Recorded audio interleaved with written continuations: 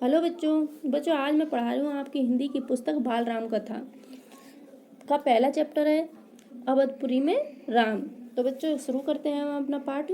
यह कथा अवध की है और बहुत पुरानी है। अवध में सरयू नदी के किनारे एक अति सुंदर नगर था, अयोध्या। तो बच्चों पहला क्वेश्चन है कि अयोध्या किस नदी के किनारे था? सरयू नदी के। सही अर्थों में दर्शनीय यानी कि बहुत ही देखने लायक, बहुत ही सुंदर। भव्यता जैसे उसका दूसरा नाम हो, यानी सुंदरता ही उसका दूसरा नाम हो। अयोध्या में केवल राजमहल भव्य नहीं था, उसकी एक एक इमारत आलीशान थी। आम लोगों के घर भव्य थे, सड़कें चौड़ी थी, सुंदर बाग बगीचे, पानी से लबालब भरे सरोवर यानी कि तालाब, खेतों में लहराती हरियाली, हवा में हिलती फसलें सरयू की लहरों के साथ खेलती थीं। यानी कि जो बच्चों खेतों के फसलें थीं वो ऐसी लगती थी जैसे सरयू नदी की लहरें ऊपर नीचे होती हैं, ऐसे ही वो फसलें भी लहराती हुई रहती थीं। अयोध्या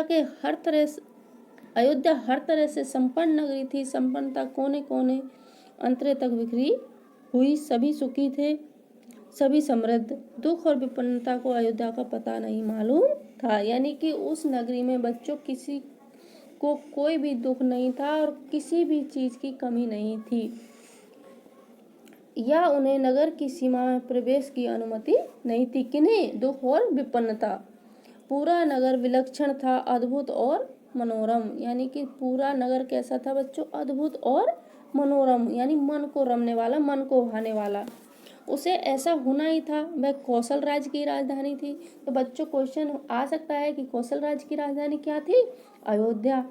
और वह कहाँ, कौन, किस नदी के तट पर थी? सरयू नदी के तट पर। वहाँ के राजा कौन थे? राजा दशरथ। तो ये सारे क्वेश्चन आपको आ सकते हैं। राजा दशरथ वहीं रहते थे। उनके राज में दुख का भला क्या काम? राजा दशरथ कुशल योद्धा और न्याय प्रिय शासक थे। कुशल योद्धा तो थे ही, लेकिन न्याय प्रिय शासक भी थे। महाराज अज के पुत्र। तो बच्चों देखो क्वेश्चन ये आ सकता है कि महाराजा दशरथ के पिता कौन थे? तो अज। और या ये आ सकता है कि अज के पुत्र कौन थे? तो दशरथ। ठीक है बच्चों। महाराज रघु के वंशज। और किसके वंशज थे वो? रघु के। रघुकुल के उत्तराधिकारी। उत्तराधिकारी का मतलब जानते हो बच्चों? उत्तराधिकारी का मतलब होता है पूर्वजों की जो संपत्ति होती है उस पर अधिकार जमाने वाला उत्तराधिकारी। रघुकुल की रीति नीति का प्रभाव हर जगह दिखाई देता था। सुख समृद्धि से लेकर बात व्यवहार तक लोग मर्यादाओं का पालन करते थे। यानी कि बच्चों रघुकुल की जो रीति और नीति थी वो विश्व प्रसिद्ध थी। लोग सुख समृद्धि तो थे ही, वहाँ की जो सुख समृद्धि थी उसकी बात तो हर कोई करता ही था, लेकिन मर्यादाओं का पालन भी वहाँ के लोग अच्छे से करते थे। सदाचारी थे, पवित्रता और शांति हर जगह थी। यानी उस राज्य में सदाचारी यानी अच्छे आचरण करने वाले लोग थे, और पवित्रता और शांति तो उस राज्य में हर जगह फैली हुई थी। नगर में भी, लोगों के मन में भी। यानी नगर के अंदर तो पवित्रता थी, लोगों के मन में भी थी। राजा दशरथ यशस्वी थे, उन्हें किसी चीज की कमी नहीं थी। राज सुख था, कमी होने का प्रश्न ही नहीं था। लेकिन उन्हें एक दुख था, छोटा सा दुख।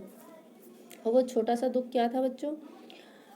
मन के एक कोने में छिपा हुआ वह रह रहकर उभर आता था, उन्हें सालता रहता था। उनके कोई संतान नहीं थी। तो बच्चों राजा दशरथ के क्या दुख था? उनके कोई संतान नहीं थी। आयु लगातार बढ़ती जा रही थी। उनकी 3 रानियां थी, कौशल्या, सुमित्रा और कैकेयी। तो बच्चों क्वेश्चन आ सकता है कि राजा दशरथ की कितनी रानियां थी, उनके नाम क्या क्या थे? तो उनकी 3 रानियां थी, कौशल्या, सुमित्रा और कैकेयी। रानियों के मन में भी बस यही एक दुख था, संतान की कमी। जीवन सूना सूना लगता था। राजा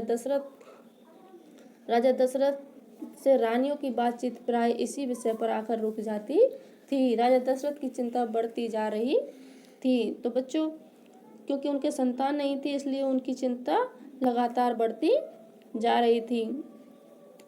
बहुत सोच विचार कर महाराज दशरथ ने इस संबंध में वशिष्ठ मुनि से चर्चा की, उन्हें पूरी बात विस्तार से बताई। तो बच्चों उनके एक गुरु थे मुनि वशिष्ठ, उनसे उन्होंने इस बात पर चर्चा की और पूरी बात बताई। रघुकुल के अगले उत्तराधिकारी के बारे में अपनी चिंता बताई। यानी कि राजा दशरथ के बाद रघुकुल का उत्तराधिकारी कौन बनेगा, इस विषय में उन्होंने चिंता जताई, क्योंकि उनके कोई संतान तो थी नहीं, तो उत्तराधिकारी कौन बनेगा। तो मुनि वशिष्ठ राजा दशरथ की चिंता समझते थे। उन्होंने दशरथ को यज्ञ करने की सलाह दी, पुत्रेष्टि यज्ञ। तो बच्चों आ सकता है क्वेश्चन कि राजा दशरथ को यज्ञ करने की सलाह किसने दी थी और उन्होंने कौन सा यज्ञ करवाया था। तो बच्चों मुनि वशिष्ठ ने राजा दशरथ को यज्ञ करने की सलाह दी और पुत्रेष्टि यज्ञ करवाया। महर्षि ने कहा, आप पुत्रेष्टि यज्ञ करें महाराज, आपकी इच्छा अवश्य पूरी होगी। यह यज्ञ महान तपस्वी ऋष्यशृंग एक ऋषि थे बच्चों, बहुत बड़े महान तपस्वी थे, की देख रेख में हुआ। तो बच्चों क्वेश्चन आ सकता है कि पुत्रेष्टि यज्ञ किसकी देख रेख में हुआ। तो इसका आंसर होगा कि यज्ञ महान तपस्वी ऋष्यशृंग की देख रेख में हुआ। पूरा नगर उसकी तैयारी में लगा हुआ था। यज्ञशाला सरयू नदी के किनारे बनाई गई। यज्ञ में अनेक राजाओं को निमंत्रित किया गया। तमाम ऋषि मुनि पधारे। शंख ध्वनि और मंत्रोच्चारण के बीच एक एक कर सबने आहुति डाली। बच्चों शंख ध्वनि का मतलब है शंख बजाया गया और मंत्रों का उच्चारण किया गया। देखो मंत्रोच्चारण दो शब्दों से मिलकर बना है बच्चों, मंत्र प्लस उच्चारण, तो मंत्रोच्चारण। इसकी संधि करेंगे हम, संधि विच्छेद करने पर होगा मंत्र प्लस उच्चारण। और आहुति का मतलब होता है बच्चों, जो हम यज्ञ में हवन करते समय जब सामग्री डालते हैं उसको बोलते हैं आहुति देना। और अंतिम आहुति किसने दी, राजा दशरथ ने दी थी। यज्ञ पूरा हुआ। अग्नि के देवता ने महाराज दशरथ को आशीर्वाद दिया। कुछ समय बाद दशरथ की इच्छा पूरी हुई। तीनों रानियां पुत्रवती हुई। पुत्रवती का मतलब होता है बच्चों पुत्र को प्राप्त करने वाली, पुत्रवती। महारानी कौशल्या ने राम को जन्म दिया चैत्र माह की नवमी के दिन। तो बच्चों क्वेश्चन आ सकता है कि महारानी कौशल्या के पुत्र कौन थे, राम, या यह आ सकता है कि राम की माता का नाम क्या था, तो महारानी कौशल्या। और उनका जन्म कब हुआ था, चैत्र माह की नवमी के दिन। रानी सुमित्रा के दो पुत्र हुए, लक्ष्मण और शत्रुघ्न। बच्चों रानी सुमित्रा के दो बेटे हुए, लक्ष्मण और शत्रुघ्न। रानी कैकेयी के पुत्र का नाम भरत रखा गया। राजमहल में खुशी छा गई। नगर में बधाइयां बजने लगी। मंगल गीत गाए गए। मंगल गीत का मतलब होता है बच्चों खुशी के गीत, शुभ संदेश बताने वाले गीत। हर और खुशी उत्सव जैसा दृश्य। राजा दशरथ प्रसन्न थे, उनकी मनोकामना पूरी हुई। प्रजा प्रसन्न थी कि दशरथ की चिंता दूर हुई। नगर में बड़ा समारोह आयोजित किया गया धूमधाम से। आयोजन में दूर दूर से लोग आए। राजा दशरथ ने सबको पूरा सम्मान दिया। उन्हें कपड़े, अनाज और धन देकर विदा किया। चारों राजकुमार धीरे धीरे बड़े हुए। वे बहुत सुंदर थे। सुदर्शन का मतलब है देखने में सुंदर। सुदर्शन यानी जिनके दर्शन करने पर कैसे थे वे, सुंदर। साथ खेलने निकलते तो लोग उन्हें देखते रह जाते। आंखें उनसे हटती नहीं थी। चारों भाइयों में आपस में बहुत प्रेम था। वे अपने बड़े भाई राम की आज्ञा मानते थे। खेल कूद में लक्ष्मण प्राय राम के साथ रहते। भरत और शत्रुघ्न की एक अलग जोड़ी थी। और बड़े होने पर राजकुमारों को शिक्षा दीक्षा के लिए भेजा गया। उन्होंने कुशल और अपनी विद्या में दक्ष गुरुजनों से ज्ञान अर्जित किया। शास्त्रों का अध्ययन किया, शास्त्र विद्या सीखी। चारों राजकुमार कुशांग्र बुद्धि थे। कुशांग बुद्धि का मतलब है बच्चों बहुत तेज बुद्धि वाले, बुद्धिमान। जल्द ही सब विद्याओं में पारंगत हो गए। पारंगत का मतलब है कुशल हो गए, यानी कि सीख गए अच्छे से। राम इनमें सर्वोपरि थे। सर्वोपरि यानी सबसे ऊपर थे। उनमें कई अन्य गुण भी थे, विवेक, शालीनता और न्याय प्रियता। राजा दशरथ को राम सबसे अधिक प्रिय थे। ज्येष्ठ पुत्र होने के कारण, इन मानवीय गुणों के कारण भी, यानी कि वो सबसे बड़े बेटे थे इसलिए वो राजा दशरथ को प्रिय थे, और ज्येष्ठ पुत्र थे इसलिए भी, और उनके गुण भी अच्छे थे। राजकुमार कुछ और बड़े हुए। विवाह योग नगर में इसकी चर्चा होने लगी। महाराज दशरथ भी ऐसा ही चाहते थे, अपनी संतानों के लिए सुयोग्य वधुएं परिजनों में चर्चा पहले से ही हो रही थी। बाद में पुरोहितों को भी इसमें शामिल कर लिया गया। पुरोहित होते हैं बच्चों महात्मा ब्राह्मण। अयोध्या का राजमहल, एक दिन ऐसी ही चर्चा चल रही थी, गहन मंत्रणा। तभी एक द्वारपाल घबराया हुआ अंदर आया। उसने सूचना दी कि महर्षि विश्वामित्र पधारे हैं। महाराज दशरथ तत्काल अपना आसन छोड़कर खड़े हो गए, द्वार की ओर बढ़े, महर्षि की अगवानी करने, अगवानी का मतलब है स्वागत करने। उन्हें लेकर दरबार में आए। विश्वामित्र को ऊंचा आसन दिया गया। आसन का मतलब होता है बच्चों सिंहासन, जिस पर बैठाया जाता है। विश्वामित्र कवि स्वयं राजा थे, बहुत बड़े और बलशाली। बच्चों विश्वामित्र ऋषि बनने से पहले एक राजा हुआ करते थे और बहुत बड़े राजा थे और बहुत ही बलशाली थे। लेकिन उन्होंने अपना राजपाट छोड़ दिया, संन्यास ग्रहण कर लिया, जंगल में चले गए। वहीं उन्होंने अपना आश्रम बनाया, उसे उन्होंने सिद्धाश्रम नाम दिया। तो बच्चों क्वेश्चन आ सकता है कि महर्षि विश्वामित्र के आश्रम का नाम क्या था? तो बच्चों इसका आंसर होगा सिद्धाश्रम। महर्षि के स्वागत सत्कार के बाद दशरथ ने कहा, महर्षि आज्ञा दें, मैं आपकी क्या सेवा कर सकता हूँ? आप अपने मन की बात कहिए, आपकी आज्ञा का पूरी तरह से पालन होगा। राजन, मैं जो मांगने जा रहा हूँ उसे देना आपके लिए कठिन होगा। तो बच्चों महाराज दशरथ ने महर्षि विश्वामित्र से पूछा कि आपको क्या चाहिए? तो विश्वामित्र ने उनको बताया कि मैं जो आपसे मांगने जा रहा हूँ उसे देना आपको बहुत मुश्किल होगा। लेकिन महाराज दशरथ ने कहा, आप आज्ञा दीजिए महर्षि, मैं उसे पूरा करने के लिए तत्पर हूँ, यानी कि तैयार हूँ, बिल्कुल नहीं हिचकूंगा। मैं सिद्धि के लिए एक यज्ञ कर रहा हूँ। अनुष्ठान लगभग पूरा हो गया है, लेकिन 2 राक्षस उसमें बाधा डाल रहे हैं। मैं जानता हूँ कि उन राक्षसों को केवल एक ही व्यक्ति मार सकता है, वह राम है।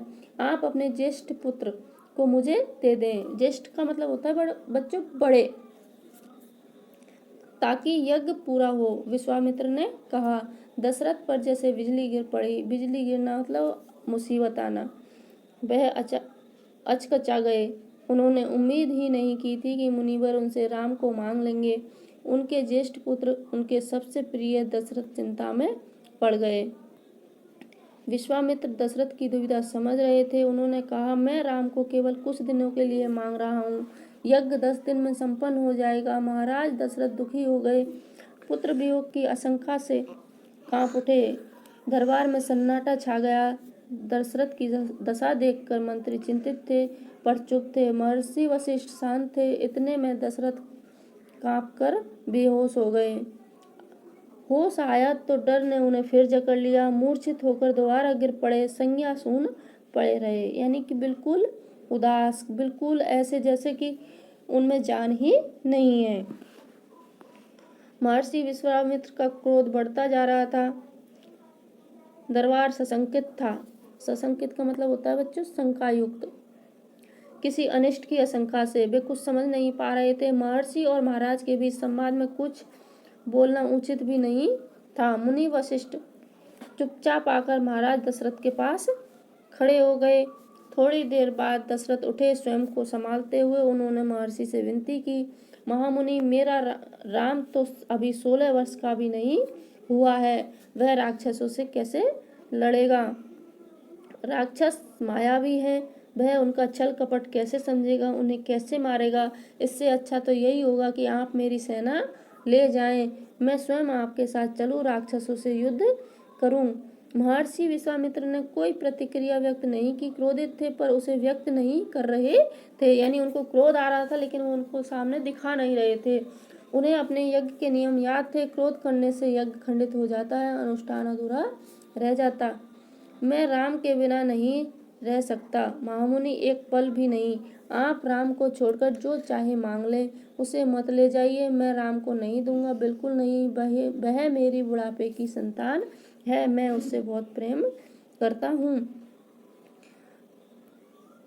महर्षि का क्रोध भभक उठा। इन सब बातों को सुनकर बच्चों महर्षि विश्वामित्र का क्रोध भभक उठा। दरबार, मंत्रीगण और ऋषि मुनि सकते में आ गए।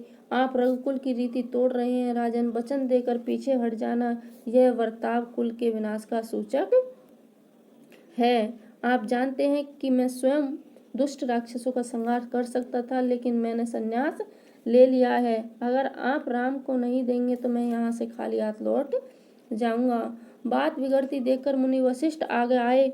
महाराज दशरथ को समझाया। राम की शक्ति के बारे में, प्रतिज्ञा तोड़ने के संबंध में, महर्षि विश्वामित्र के साथ रहने पर राजकुमार राम को होने वाले लाभ के बारे में। क्योंकि बच्चों, महर्षि विश्वामित्र बहुत सारी विद्याएं जानते थे और वो राम को उन विद्याओं से पारंगत करना चाहते थे। राजन, आपको अपना वचन पूरा करना चाहिए। रघुकुल की यही रीति है। प्राण देकर भी आपके पूर्वजों ने वचन निभाया है। आप राम की चिंता ना करें। महर्षि के होते उनका कोई कुछ नहीं बिगाड़ सकता। महाराज दशरथ की चिंता कुछ कम हुई, पर मन अब भी खिन्न था। पुत्र विछोह का दुख सभी तर्कों पर भारी पड़ रहा था। पुत्र विछोह का मतलब होता है बच्चों, बिछड़ना। गुरु वशिष्ठ ने कहा, महाराज, महर्षि विश्वामित्र सिद्ध पुरुष हैं, तपस्वी हैं, अनेक गुप्त विद्याओं के जानकार हैं। वह कुछ सोचकर ही यहाँ आए हैं। राम उनसे अनेक नई विद्याएं सीख सकेंगे। आप राम को महर्षि विश्वामित्र के साथ जाने दें। राम को उन्हें सौंप दें। दशरथ ने मुनि वशिष्ठ की बात सुनी, मन से स्वीकार कर ली, लेकिन वह राम को अकेले नहीं भेजना चाहते थे। उन्होंने विश्वामित्र से आग्रह किया, कहा कि वे राम के साथ उनके छोटे भाई लक्ष्मण को भी ले जाएं। महर्षि विश्वामित्र ने महाराज दशरथ का यह आग्रह स्वीकार कर लिया। राम और लक्ष्मण को तत्काल दरबार में बुलाया गया। महाराज दशरथ ने उन्हें अपने निर्णय की सूचना दी। दोनों भाइयों ने उसे सहर्ष स्वीकार कर लिया, सिर झुकाकर आदर सहित। इसकी सूचना माता कौशल्या को दी गई। बताया गया कि राम और लक्ष्मण बन जा रहे हैं। महर्षि विश्वामित्र के साथ नितांत गंभीर माहौल में स्वस्ति वचन हुआ। शंख ध्वनि हुई, नगाड़े बजे। महाराज दशरथ ने भावुक होकर दोनों पुत्रों का मस्तक छूकर उन्हें महर्षि को सौंप दिया। दोनों राजकुमार बिना विलंब किए महर्षि के साथ चल पड़े, बीहड़ और भयानक जंगलों की ओर। विश्वामित्र आगे आगे चल रहे थे, राम उनके पीछे पीछे चल रहे थे। लक्ष्मण राम से 2 कदम पीछे, अपने धनुष संभाले हुए, पीठ पर तुनीर बांधे, कमर में तलवार लटकाए। बच्चों, तुनीर वो होता है जो जिसमें बाण रखे जाते हैं।